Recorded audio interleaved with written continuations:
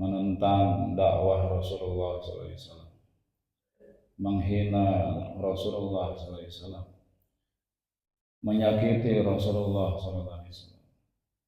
Maka perintah Allah untuk Nabi yaitu di ayat kelima, fasbir sabran jamila, bersabarlah ya, dengan sabar yang indah, ya, sabar yang baik. Ini hadirin, kata sabar dalam Quran itu ada sekitar 100 kata ya. Sabar ini adalah setengah daripada iman, dan juga sabar ini adalah mendatangkan pertolongan Allah Subhanahu wa taala. Wasta'inu bis sabri was shalah. Carilah pertolongan Allah dengan sabar dan salat. Hadirin, kenapa Rasulullah disuruh sabar hadirin? Karena itulah hadirin ciri khasnya dakwah ya, selalu aja ada yang seperti Abu Jahal, Abu Lahab ya, menentang dakwah. Ada yang seperti Abu Bakar As-Siddiq, ketika menerima dakwah langsung beriman hadirin. Ya. Ada yang seperti Sayyidina Umar bin Khattab, awalnya menentang dakwah, tapi akhirnya menerima dakwah, bahkan membela dakwah Rasulullah SAW. Dan ada juga yang awalnya nerima, ya, terus hadirin, tapi ujung-ujungnya dia beriman juga, seperti Abu Sofyan. Ya. Maka hadirin, kita pun dalam dakwah sabar. Jangan kita buru-buru kecewa. Ya. Mungkin ini orang sekarang belum nerima, ya. Mungkin besok dia menerima. Kita datang ke rumahnya, assalamualaikum, masya Allah Pak, kita bersaudara, ya. Kita sama-sama umat Nabi, kita saling mengingatkan ya, pentingnya sholat, pentingnya akhirat. Maka hadirin, ada orang yang menerima, alhamdulillah, masya Allah, ikut ke masjid ya. Kemudian hadirin, ada juga yang menolak dengan keras ya. Ngapain kamu datang-datang ke rumah, ganggu aja, orang lagi istirahat ya. Kamu nggak usah ke rumah saya dakwah-dakwah, saya udah Islam, saya udah ke masjid ya. Ada lagi hadirin yang masya Allah sampai ya mengusir dengan keras ya. Nah, kita sabar hadirin. Siapa tahu besok atau bulan depan atau tahun depan ya, mungkin dia bisa dibuka hatinya oleh Allah Subhanahu wa taala.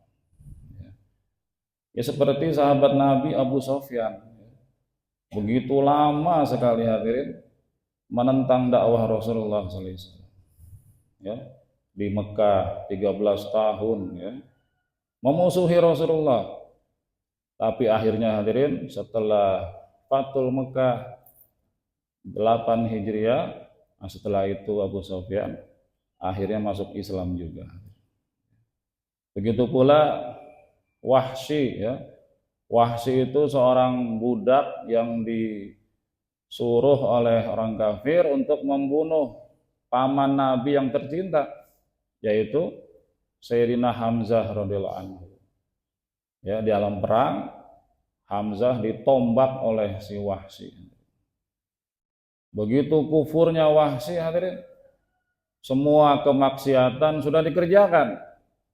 Namanya membunuh, berzina, mabok, judi ya. Seluruhnya sudah dikerjakan si Wahsy itu. Tapi akhirnya apa? Ya, akhirnya dia masuk Islam juga. Masya Allah. Menjadi sahabat Nabi, menjadi ahli surga.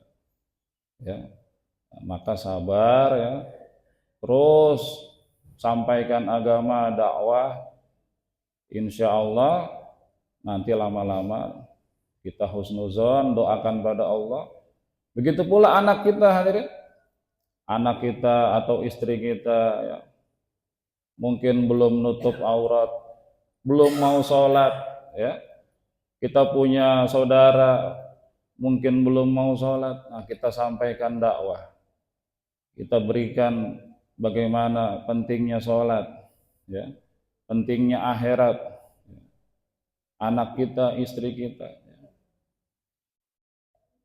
Saya punya adik perempuan tuh, hadirin ya, dulunya itu sekolah masya Allah belum nutup aurat ya, tapi akhirnya saya ajak ke pesantren, alhamdulillah berubah, 8 tahun mondok, nah sekarang sudah pakai hijab, pakai niqab, pakai cadar, hafizah, alimah, masya Allah, dapat suami ustadz ya, masya Allah. Itu hadirin karena apa? Sabar.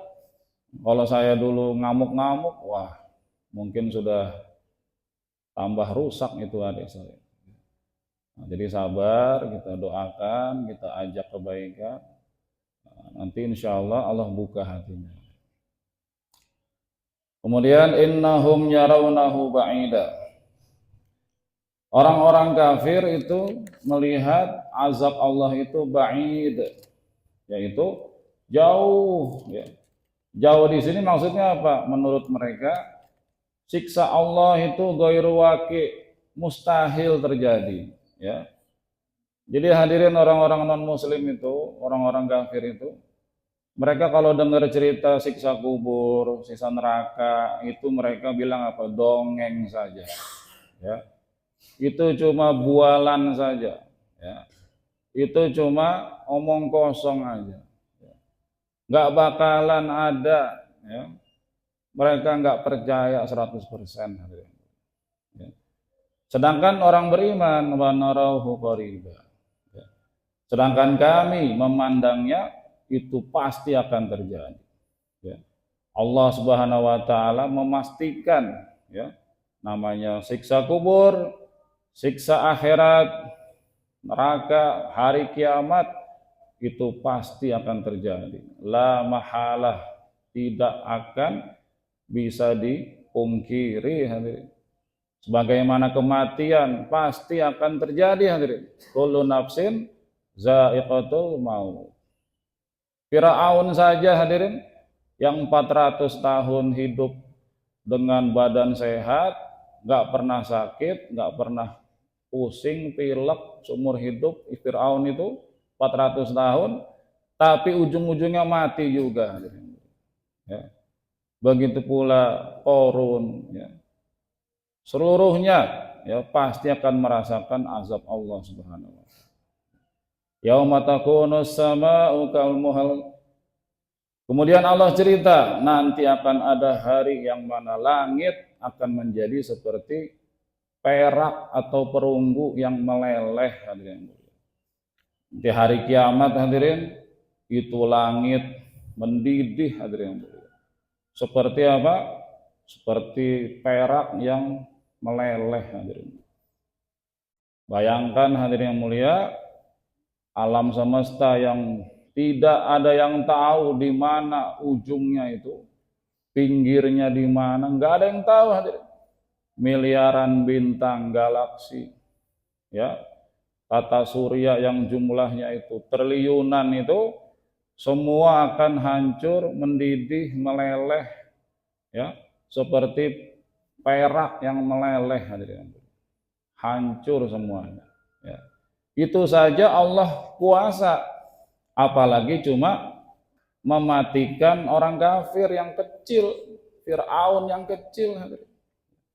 Langit yang begitu dahsyat, triliunan kali lipat besarnya daripada manusia, itu saja Allah sangat mudah bagi Allah untuk menghancurkan. Apalagi manusia yang kecil, yang hina, tidak ada apa-apanya dibanding langit. pasti dan pasti sangat-sangat mudah bagi Allah untuk mendatangkan siksa kepada manusia. Wa takunul jibalu kal'ihan, dan di hari kiamat gunung-gunung akan menjadi seperti kasauf, bulu-bulu yang berterbangan. Gunung yang begitu besar hadirin, yang sebagai patok atau pasak daripada bumi, itu nanti akan terangkat, ya, akan berterbangan seperti bulu yang ditiup oleh angin hadirin. Ya, ketika itulah hadirin, ya, bumi dikocok, dihancurkan oleh Allah sehingga gunung-gunung lepas daripada tanah, terbang seperti bulu yang berterbangan karena saking dahsyatnya hari kiamat. Itu saja hadirin Allah kuasa, apalagi kamu manusia yang hanya kecil segitu saja, ya. Sangat-sangat lemah manusia di hadapan Allah. Maka ketika itu hari kiamat, wala yas'alu hamimun hamima. Nanti hadirin di hari kiamat, hamimun, teman akrab, tidak akan menanyakan hamiman, teman akrab yang lainnya. Kenapa? Sudah sibuk ngurus diri masing-masing hadirin. Ya. Yang namanya bapak dengan anaknya, ibu dengan anaknya, itu yang paling dekat hubungan hadirin. Di dunia ini hadirin, bapak dengan anak, ibu dengan anak, dengan orang tua, itu paling dekat. Nanti di akhirat, di hari kiamat hadirin, ya, semua nafsi-nafsi, tidak ada yang bisa menolong orang lain. Sibuk, ya, sibuk untuk mikir diri sendiri, ini bagaimana ini saya ini, ya. Bagaimana ini hari kiamat ini, ya. Sudah nggak mikir lagi bagaimana anaknya, bapaknya, bagaimana saudaranya. Nggak ada hadirin, ya. Saking dahsyatnya kiamat. Seperti tsunami dulu Pak, di Aceh itu, di seluruh dunia itu, orang udah nggak mikir lagi rumahnya, nggak mikir lagi temannya, sibuk menyelamatkan diri masing-masing. Bagaimana dirinya sendiri selamat daripada tsunami. Itu baru tsunami dunia hadirin, ya. Apalagi nanti dahsyatnya hari kiamat hadirin. Yubassarunahum, padahal mereka saling melihat hadirin, ya. Saling melihat dan kenal, ya. Jadi mereka ketika hari kiamat itu tahu, oh ini saudara saya, kenal, oh ini abang saya, oh ini bapak saya. Tapi sudah nggak bisa lagi saling bertanya. Masing-masing sudah membawa dosa masing-masing. Masing-masing sudah membawa, ya, tumpukan-tumpukan kezoliman masing-masing. Sudah nggak ada lagi waktu untuk melihat orang lain, menanyakan orang lain. Bahkan hadirin, hari kiamat itu, ya, di padang mahsyar manusia dibangkitkan dalam keadaan telanjang hadirin. Dan itu udah nggak mikir lagi, ya, udah nggak ada perasaan lagi bagaimana itu, ya, udah nggak ada, saking dahsyatnya kiamat, ya. Udah nggak mikir apa-apa, walaupun nggak pakai baju, tapi sudah di depan mata itu, ya, neraka sudah menunggu, ya. Udah nggak ada lagi pikiran macam-macam hadirin, yang ada hanya ingin selamat daripada neraka. Yawaddul majrimu, dan orang yang berdosa mereka sangat ingin lau yaftadi min azabi yaumin bibanih, seandainya mereka bisa menebus, bisa selamat daripada azab di hari kiamat dengan mengorbankan anak mereka. Seandainya bisa, ya, seandainya bisa, ya Allah, saya selamat dari azab neraka, ini anak saya korbankan, ya. Ini harta saya korbankan. Tapi hadirin nggak bakalan bisa. Udah nggak berarti lagi. Walaupun itu anak yang dia cintai, nggak ada nilainya lagi hadirin, tidak bisa menyelamatkan azab daripada Allah Subhanahu wa taala. Wa sahibatihi, dan juga istrinya, wa akhi, dan juga saudaranya, tidak bisa menebus daripada azab Allah Subhanahu wa taala. Hadirin, di dunia hadirin, kalau ada orang ganggu anak kita, ganggu istri kita, itu pasti kita akan marah hadirin. Kita pasti akan membela anak kita, istri kita, mati-matian. Ya. Tapi nanti di padang mahsyar, ya, walaupun kita minta tebus siksa dengan anak istri kita, tidak ada artinya lagi. Ya. Makanya hadirin, anak kita itu kita didik agama, kita jadikan dia hafiz Quran, sehingga nanti bisa memberi syafaat kepada 10 orang keluarganya yang sudah wajib masuk neraka hadirin. Ya. Orang yang hafiz Quran 30 juz, dia mengamalkan, dia juga berbuat baik, ya, dia nanti di akhirat bisa memberi syafaat kepada 10 keluarganya yang sudah diputus neraka hadirin yang mulia. Nah ini hadirin, kalau kita ingin anak kita bisa menyelamatkan, ya kita didik dia agama, ya, sehingga nanti dia bisa memberi syafaat kepada orang tuanya, 10 orang hadirin. Ya, bersyukur nanti di akhirat punya anak hafiz Quran, soleh, soleha, ya. Kalau nggak punya anak, udah terlanjur besar semua, bagaimana? Cari menantu yang hafiz Quran, ya, supaya anaknya menantunya nanti bisa menolong dia. Cari murid, ya, didik agama, ya, biayain ke pesantren supaya jadi hafiz Quran. Jadi hadirin, itu nantilah yang anak yang menolong kita kalau dia memang betul-betul ada agama dalam diri dia. Tapi kalau enggak hadirin, nah, anak tersebut akan membawa kita, na'udzubillah, ke neraka Allah Subhanahu wa taala. Bapak dulu enggak didik saya agama. Bapak dulu enggak ngajarin sholat. Bapak dulu hanya ngasih duit, ngasih HP, enggak ngajak ke masjid, sehingga saya jadi bandel, narkoba. Bapak saya tuntut ke neraka. Nah, akhirnya apa? Diseret ke neraka hadirin. Istrinya juga begitu hadirin, ya. Istrinya akan menuntut ke suaminya, ya. Kullukum ra'in wa kullukum mas'ulun an ra'iyati. Setiap kalian adalah pemimpin dan akan ditanya tentang yang dipimpinnya. Seorang bapak, dia adalah pemimpin di rumahnya, pemimpin untuk istrinya, untuk anaknya.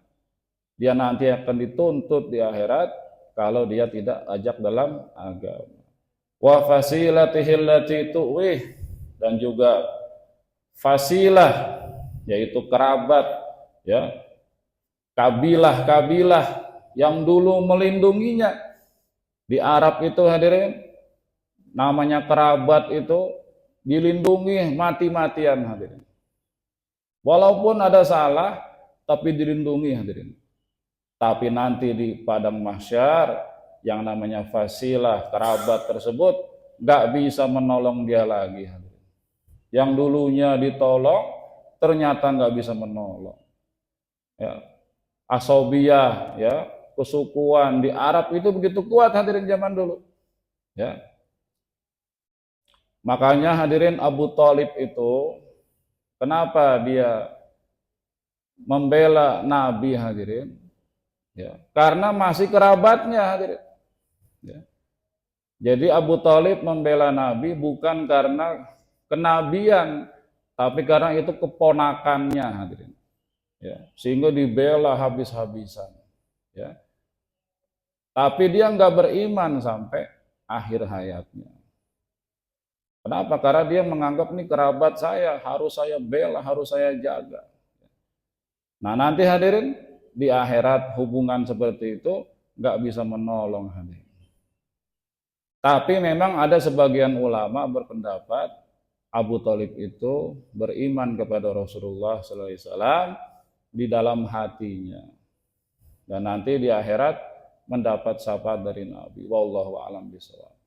Tapi hadirin, secara umum ya, hubungan ya kerabat kabilah yang dulu ya begitu mati-matian dibela, nanti di padang mahsyar nggak ada gunanya sama sekali. Wa man fil ardi jami'a, dan juga dia ingin agar seluruh yang ada di bumi bisa memberikan tebusan keselamatan untuk dia daripada azab neraka. Summa yunji. Jadi seandainya dia punya seluruh dunia beserta isinya, seandainya dia punya emas, duit, ya, harta, dia ingin menebus daripada siksa Allah, itu nggak ada gunanya. Yang bisa menyelamatkan hanya iman dan amal solehnya. Kemudian hadirin, apa balasan bagi orang kafir? Kalla innaha laza, sekali-kali tidak. Innaha, sesungguhnya neraka, laza adalah api yang bergejolak. Ya. Laza itu hadirin api yang menyala-nyala, bergejolak. Nazza'atan lisyawa, yang mengelupaskan daripada kulit kepala. Kenapa disebut kepala hadirin? Karena kepala itu bagian paling terhormat pada diri manusia. Ya. Nah nanti hadirin, panasnya neraka laza itu membuat kulit kepala, wajah mengelupas hadirin. Ini hadirin bukan hanya wajah saja, kepala saja, seluruh badannya, ya, tangannya, mulutnya, kulit seluruh badan akan mengelupas karena panas hadirin. Bahkan hadirin, seluruh dagingnya pun akan terbakar habis, dan seketika habis langsung kembali menjadi kulit normal lagi hadirin. Ya. Sempurna lagi badannya, kemudian dibakar lagi oleh api neraka laza. Kemudian mengelupas lagi, meleleh lagi, hancur lagi, habis, gosong. Kemudian Allah kembalikan normal lagi. Terus seperti itu hadirin, ya, sampai abadi selama-lama. Kita Pak coba, ya, api yang di kompor itu kita pegang aja sudah nggak kuat, tangan kita di atas itu. Nah, sedangkan hadirin, seluruh api di dunia jika dikumpulkan jadi satu, itu belum ada apa-apanya dengan satu api di neraka. Belum ada apa-apanya. Jadi satu percikan api neraka itu sudah cukup untuk membakar hangus seluruh dunia dengan segala isinya. Satu percikan saja api neraka itu sudah menghanguskan seluruh dunia dengan segala isinya. Ya. Seandainya ahli neraka diturunkan ke bumi, diletakkan di api dunia, maka dia akan tertidur. Itu saking panasnya api neraka. Sehingga ahli neraka kalau turun ke dunia, dia tidur di atas api dunia, dia diletakkan di atas api dunia, nggak terasa sampai ketiduran, saking nggak ada apa-apanya itu api dunia dibanding dengan api neraka. Nah itu hadirin mengelupas. Nah kenapa hadirin kulit? Karena kulit itu yang paling merasakan daripada sakit hadirin. Makanya orang kalau sudah pernah kebakar kulitnya itu nanti putih, dan dia udah nggak bisa ngerasakan sakit lagi hadirin. Ya. Tapi kalau kulitnya masih utuh, dia akan merasakan sakit, panas, ya, dan lain-lain. Tapi kalau dia sudah kebakar kulitnya di dunia, memutih, nah itu kena panas udah nggak terasa hadirin. Nah, nanti di neraka ya, mengelupas kulitnya kembali normal lagi hadirin. Supaya apa? Supaya merasakan sakit daripada api neraka. Dan siksa neraka itu bukan menurun hadirin, tapi bertambah setiap harinya. Bukan tambah ringan, tambah panas. Nauzubillah. Terus tada'u, neraka akan memanggil man adabara, orang yang dulu berpaling, watawala, dan membelakangi. Orang yang dulu berpaling dari iman, kafir pada Allah, ya, nanti akan dipanggil oleh neraka. Nauzubillah. Wa jama'a fau'a, dan juga orang-orang yang dulu suka mengumpulkan harta, fa'au'a, dan menyimpannya. Orang yang dia nggak mau bayar zakat, nggak mau infak, nggak mau sodakoh kepada fakir miskin, ya. Nanti hadirin, harta tersebut yang tidak dibayar zakatnya di hari kiamat akan dijadikan ular sujaul akro, hadirin. Ular yang begitu besar, yang punya bisa, ya, yang kepalanya botak, ya, sehingga dia akan dililit, ya, dicaplok palanya oleh ular tersebut. Bahkan hadirin, harta yang dia simpan itu nanti akan menjadi lempengan-lempengan daripada api neraka. Dia akan disetrika, hadirin, ya.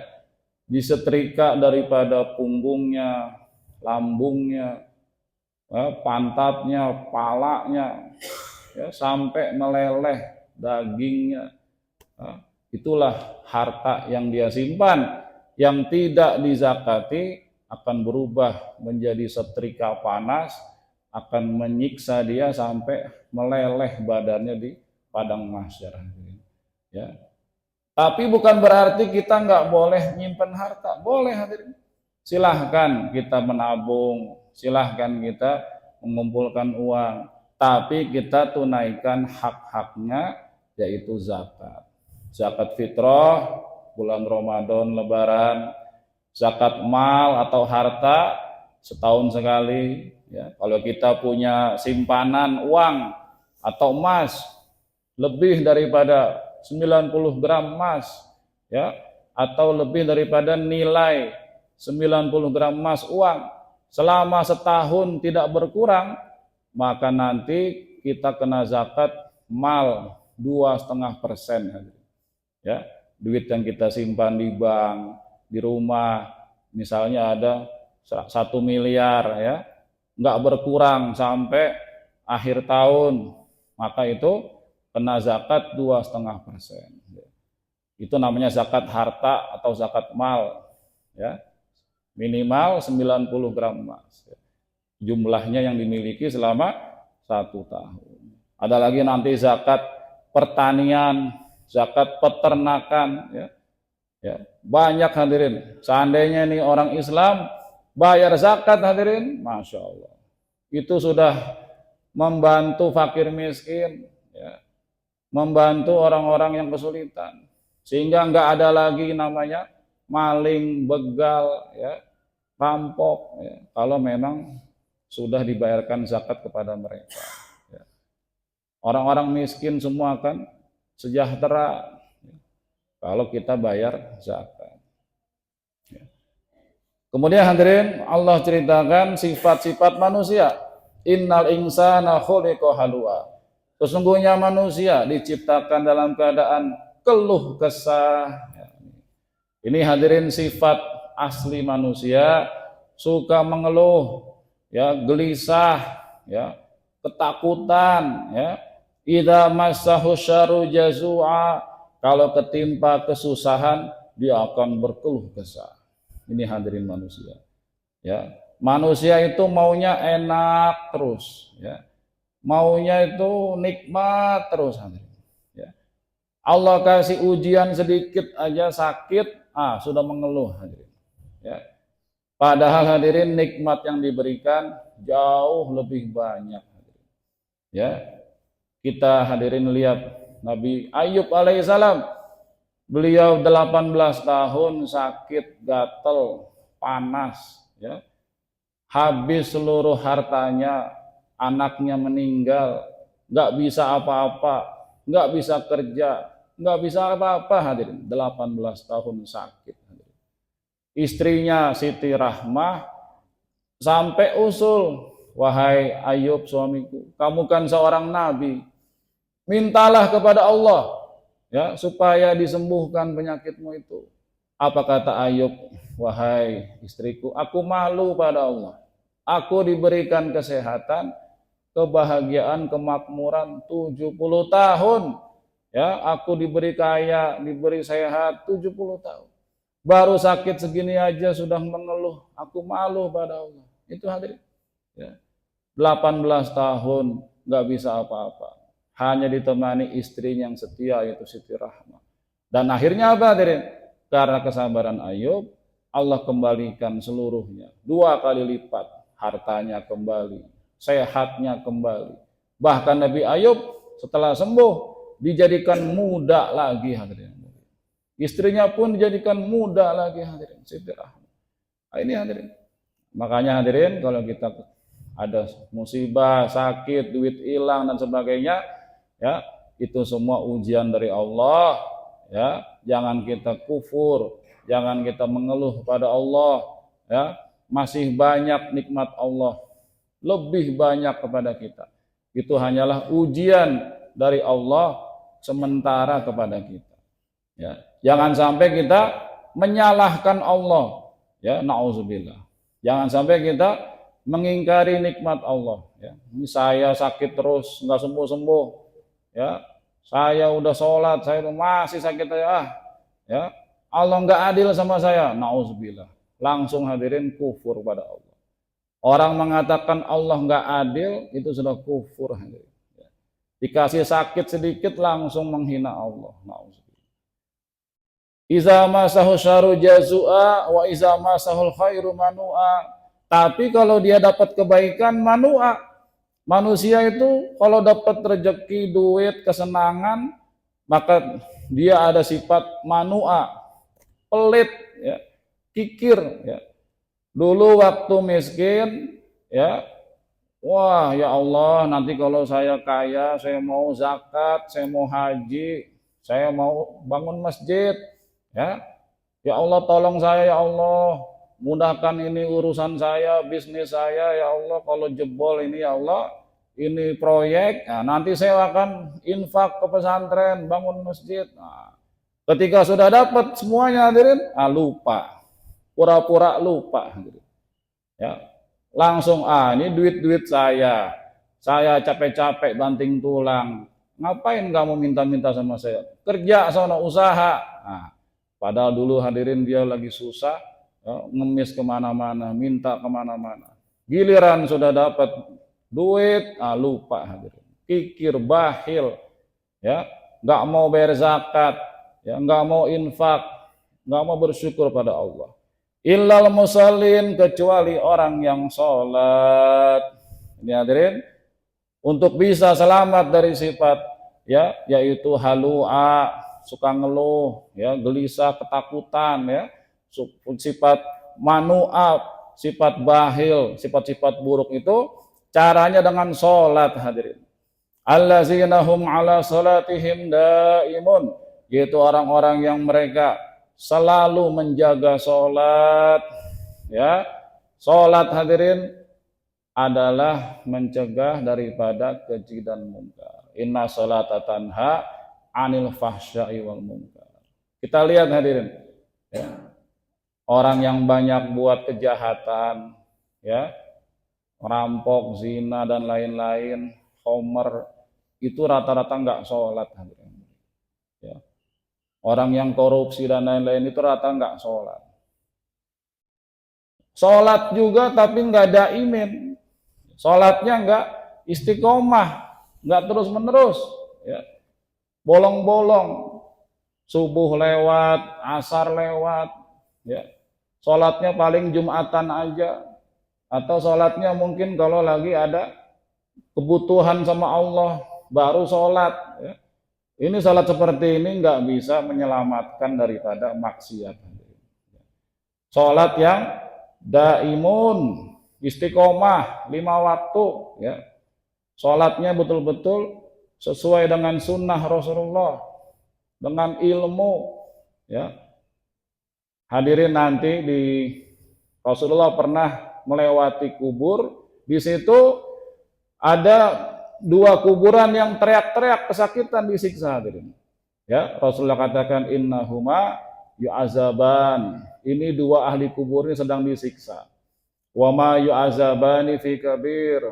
Enggak disiksa dalam dosa besar, bukan. Bukan sebab dosa besar disiksa. Amma haza fakana la yastanzihu minal baul. Ini yang satu ini disiksa karena enggak bersih-bersih daripada buang air kecil. Ini hadirin, ya. Ceboknya enggak benar. Kencing berdiri, nyiprat sana sini, akhirnya pakaiannya najis. Akhirnya apa? Sholatnya enggak sah. Ya. Sholatnya enggak sah, akhirnya apa? Dapat siksa Allah. Ini gara-gara apa? Kencing enggak cebok, ya. Atau kencingnya enggak benar, ya. Nyiprat mana-mana ke baju, ya. Apalagi jadi imam masjid, waduh, ya. Makanya imam masjid harus orang yang ngerti fikih, ngerti najis, ngerti toharoh, bersuci, ya. Jangan sembarangan jadi imam masjid, akhirnya apa? Sholatnya nggak sah, ya, semua nggak sah juga. Nauzubillah. Ya. Jadi sholat yang benar, hadirin, yang dengan ilmu kepada Allah, tahu mana najis, ya, mana yang haram. Ya.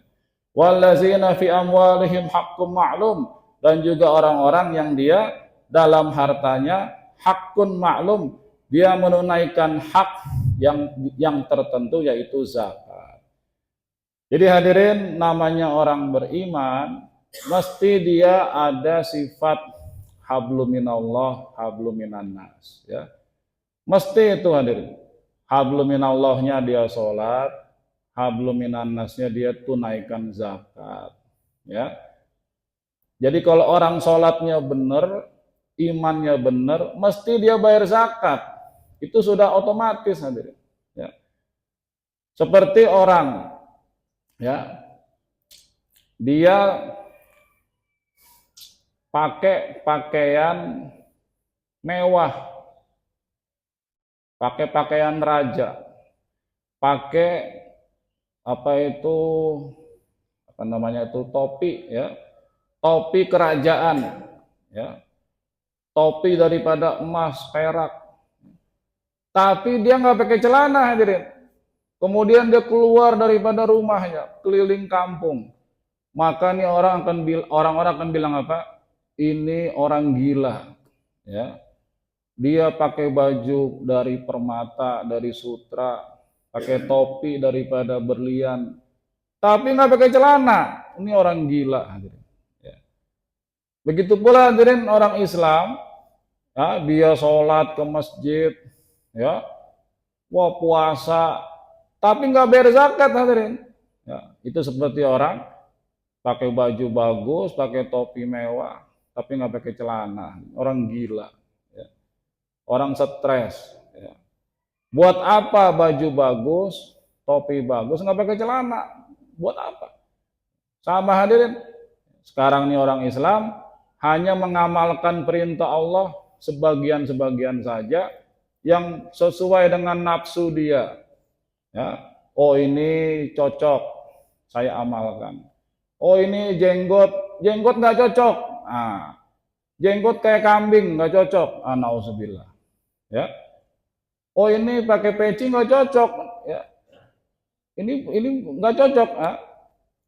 Pokoknya dia amal agama yang ikut nafsu dia aja. Ya. Nggak mau udhulu fi silmi kafah. Ya. Perintah Allah itu masuklah Islam secara sempurna. Ya. Nggak usah pakai jilbab, nggak cocok. Ini kita, budaya kita beda. Nah ini hadirin. Padahal jilbab itu nutup aurat, pakai cadar, itu perintah Allah. Ya. Itu perintah syariat Islam. Ya. Jangan kita bilang, oh ini budaya ontak, budaya Arab. Ya. Itu hadirin berarti dia pilih-pilih amal agama. Ya. Itu berarti seperti orang pakai baju nggak pakai celana. Nauzubillah. Ya. Kemudian lisail wal mahrum, ya, dia berikan hartanya untuk orang sail. Sail itu orang miskin yang meminta. Wal mahrum, orang miskin yang dia nggak mau minta-minta. Ya. Nah, dua-duanya dikasih. Ada hadirin orang itu di zaman Nabi miskin tapi nggak mau minta-minta. Hadirin. Ya. Maka hadirin bagaimana? Nah, kita datang kepada dia. Seperti Sayyidina Ali radhiyallahu anhu di hari terakhir Ramadan, ya, malam Lebaran, Sayyidina Ali dengan istri beliau Fatimah dengan anak beliau Hasan Husain itu bawa gandum berkarung-karung, korma berkarung-karung, keliling kota Madinah. Hadirin. Beliau datangi orang-orang miskin yang di rumah, dibagi semua itu habis. Hadirin. Sehingga apa? Ali, Fatimah, Hasan Husain di rumahnya Lebaran nggak ada korma, nggak ada gandum, yang ada hanya gandum kasar yang sudah basi. Hadirin. Itu yang mereka makan. Yang bagus-bagus sudah habis dikasih ke fakir miskin. Dianterin ke rumah mereka. Hadirin. Ya. Sehingga apa? Pas hari Lebaran, Sayyidina Ali dengan keluarganya hanya makan roti gandum yang sudah jelek, yang sudah basi, yang sudah sisa. Yang bagus-bagus, korma, gandum sudah dikasih ke fakir miskin. Didatangi ke rumah-rumah mereka dikasih. Nah, itu hadirin akhlak orang beriman. Jadi bukan nunggu diminta, ya, tapi datang ke fakir miskin. Ya. Itu akhlak yang baik. Terus walazina yusaddiquna biyaumiddin, dan orang-orang yang mereka percaya kepada hari pembalasan. Ya, walazina hum min azabi rabbihim musyfiqun, dan orang-orang yang takut kepada azab Tuhannya. Jadi hadirin, modal utama daripada amal yaitu ada rasa musfik, yaitu rasa takut, ya, kepada siksa Allah. Ada rasa rindu kepada akhirat. Ya. Bagaimana kita, Pak? Kita kalau dikasih, ya, istilahnya janji, ya, kita akan semangat. Ya. Oh, Bapak nanam ini, singkong dan sebagainya. Nah, nanti insya Allah setelah panen, bisa panen raya. Ya. Oh, Bapak kerja di sini, di kantor, siang malam, sebulan, nanti dapat gaji sekian. Ya. Begitu pula hadirin, Allah beri kita janji-janji. Ya. Kamu sholat, kamu zakat, ya, nanti Allah janjikan dengan surga. Ya. Di dunia hadirin, seandainya ini masjid, azannya sebelumnya ada yang ngomong, siapa yang sholat subuh berjamaah di masjid akan dapat, ya, nasi kotak, besek, ya, kantong, ya, isi sembako. Hadirin lah, ini masjid penuh hadirin. Ya, siapa yang sholat subuh di masjid, dapat sarung, dapat ini, dapat itu, dapat motor. Ya, orang akan datang ke masjid hadirin. Ya, tapi karena nggak nampak itu pahala Allah, orang lebih suka di rumah tidur hadirin. Nah, orang beriman musfikun, ya, dia yakin dengan janji-janji Allah Subhanahu wa taala. Walazinahum min azabi rabbihim musfikun. Inna azab rabbihim ghairu ma'mun. Sesungguhnya azab Allah mereka tidak merasa aman, ya. Walaupun hadirin sudah takwa 100%, tetap belum merasa aman daripada siksa Allah. Ya, belum merasa aman daripada azab Allah. Itulah orang yang beriman sesungguhnya hadirin.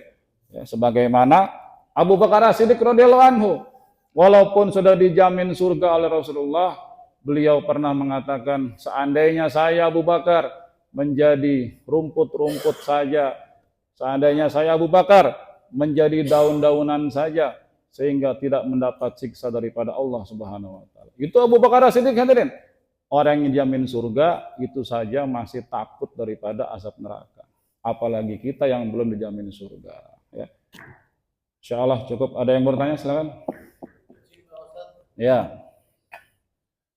Assalamualaikum warahmatullahi wabarakatuh. Kenapa sabar itu dikatakan Iya.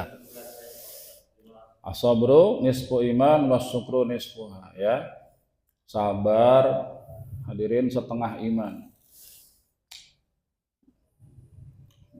Dan syukur adalah setengahnya iman lagi. Semua hadirin ayat-ayat seperti apa itu wal asri innal insana lafi khusrin illal ladzina amanu wa amilus solihat wa tawassaw bil haqq wa tawassaw bis sabr, ya. Jadi sabar dalam mentaati perintah Allah, ya. Kalau kita pergi haji hadirin, ya, begitu berat, panas, jalan kaki puluhan kilometer, orang berdesak-desakan, ya. Itu hadirin harus sabar, ya. Kalau nggak sabar ya nggak bakalan bisa selesai, ujung-ujungnya gagal, ya. Itu sabar dalam taat pada Allah. Sholat juga begitu, ya. Kalau kita, ya, sakit, tetap wajib sholat, walaupun tiduran, walaupun hanya dengan mata saja sholat kita, nggak bisa dengan badan, tetap harus sholat. Itu namanya sabar dalam taat. Kemudian sabar dalam meninggalkan maksiat, dikasih miskin sama Allah, itu hadirin harus sabar. Kalau kita nggak sabar dalam kemiskinan, akhirnya apa?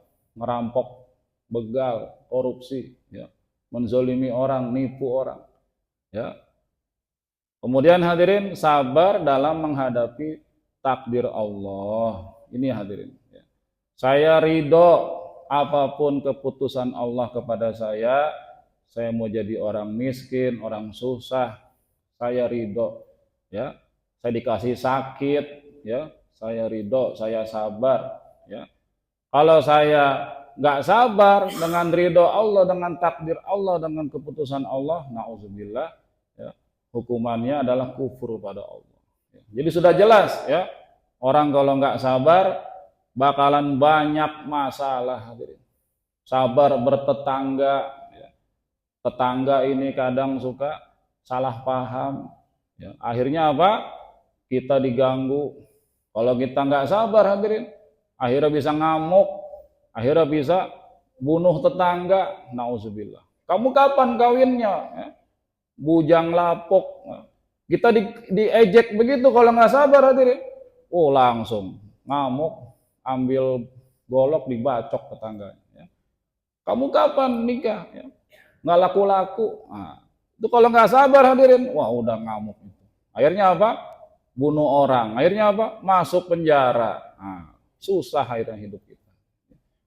Orang kalau nggak ada sabar hadirin, kerjanya nggak bakalan selesai. Ya. Masuk kantor, ya, terlambat dan sebagainya. Dimarahin oleh atasan, nggak sabar. Ya. Nggak sabar dengan istri yang cerewet. Ya. Nggak sabar dengan anak yang bandel. Akhirnya hadirin hancur semua. Rumah tangga hancur, kerjaan hancur, ya, hidup hancur karena apa? Nggak sabar. Ada lagi?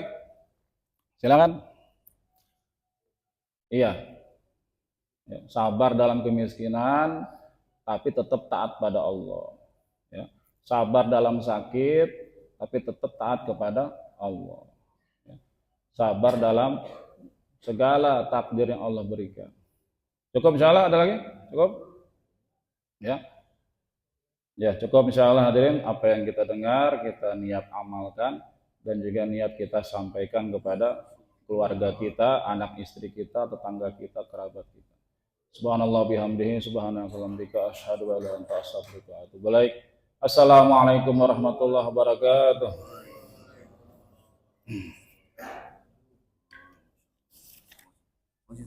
Ayo, jemaah.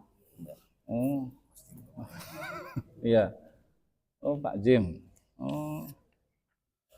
Iya.